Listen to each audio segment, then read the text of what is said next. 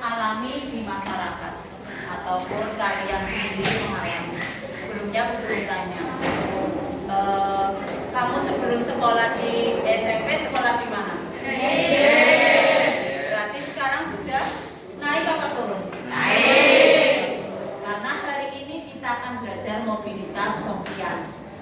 Yang akan dipelajari 3. 1. Definisi atau pengertian dari mobilitas sosial. Yang kedua, bentuk-bentuk mobilitas sosial. Dan yang ketiga, bisa menganalisa yaitu faktor pendorong dan faktor penghambat. Sudah siap ya? Pelajaran hari ini tentang mobilitas sosial. Kamu amati dulu gambar yang Bu Guru berikan, ya, dan juga kamu kerjakan lembar kerjanya, ya, lembar kerjanya yang Ibu kasihkan. Lalu kamu diskusikan sesama kelompok. Ada pertanyaan? Ya, silahkan diskusikan. Diskusinya bagaimana? Sudah? Sudah selesai? Apa ada kesulitan? Ya, terus. Nah, siap ya untuk mempresentasikan? Ya. Kelompok 2 akan mempresentasikan hasil diskusinya. Silakan dengarkan dengan baik. Silakan, Mbak.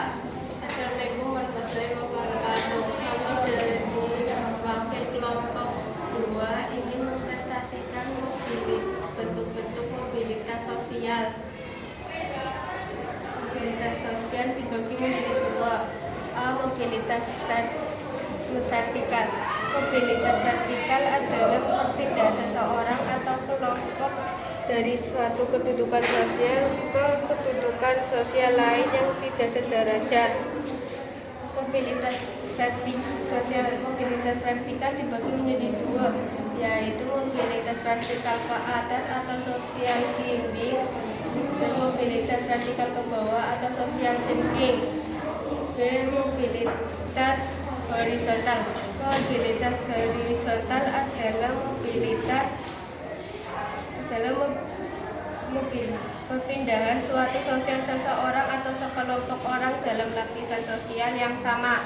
Kelompok 2 sudah mempresentasikan hasil kelompoknya. Bagaimana? Sudah jelas? Barangkali ada kelompok lain yang ingin menanggapi atau bertanya. Kelompok mana yang mau bertanya? Oh, kelompok 2. Berdiri, Mbak. Ya. Ya, kenalan namanya dulu. Namanya siapa?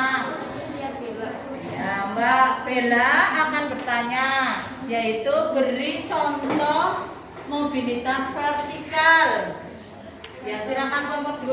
Contohnya adalah Pak Joko Purwanto yang sekarang menjadi kepala sekolah, tapi dulunya menjadi seorang guru.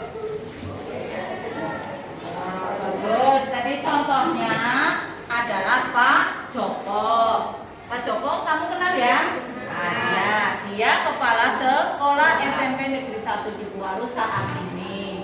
Dulunya dia mengajar atau bapak guru, ya. Lalu karena dia punya kompetensi diangkat menjadi seorang kepala sekolah. Berarti naik statusnya, mengalami mobilitas sosial. Tepuk tangan.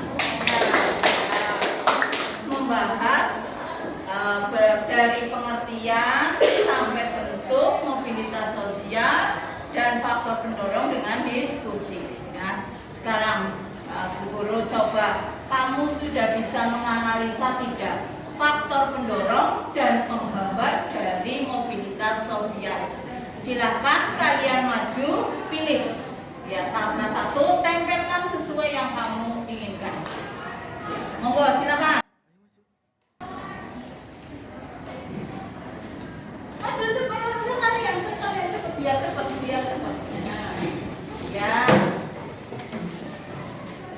Ya, coba siapa cepat, siapa dapat nilai ya. Yang maju. Dapat nilai.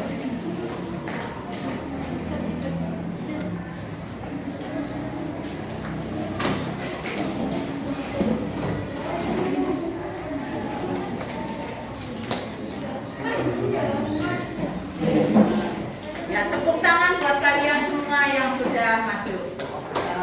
Coba, siapa yang bisa membacakan? 1. Faktor struktural, 2. Faktor individu, 3. Faktor sosial, 4. Faktor ekonomi, 5. Faktor politik, 6. Kemudahan dalam akses pendidikan. Faktor penghambat, 1. Kemiskinan, 2. Diskriminasi. Terima kasih ya, tepuk tangan buat semuanya. Ya. Sekarang dari keterangan tadi berarti kita sudah mendapat kesimpulan. Coba kesimpulan yang pertama adalah pengertiannya. Kelompok 1 coba pengertiannya dari kelompok apa? Pengertian dari mobilitas sosial ialah apa? Yang keras. Pengertian mobilitas sosial merupakan gerak perpindahan posisi seseorang atau sekelompok dari satu kelas ke kelas sosial lainnya atau gerak perpindahan dari satu strata ke strata lainnya. Ya, terima kasih. Coba sudah jelas ya pengertiannya, yaitu perpindahan dari satu status ke status yang lain. Di mana bisa statusnya itu naik, bisa statusnya turun. Kalau yang statusnya naik, berarti namanya mobilitas vertikal. Kalau yang namanya statusnya turun, berarti mengalami yang namanya mobilitas apa? Horizontal. Itu yang sama.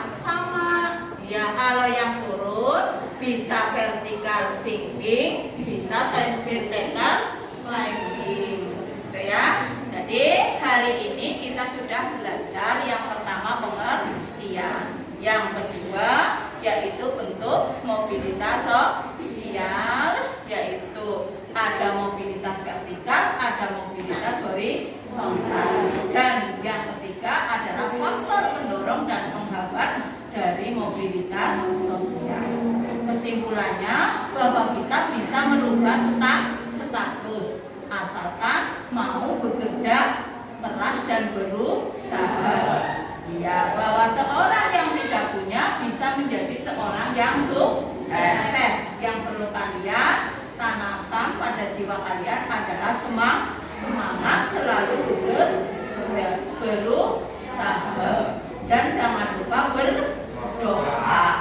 Ya, untuk hari ini sekian. Terima kasih, semoga bermanfaat. Wassalamualaikum.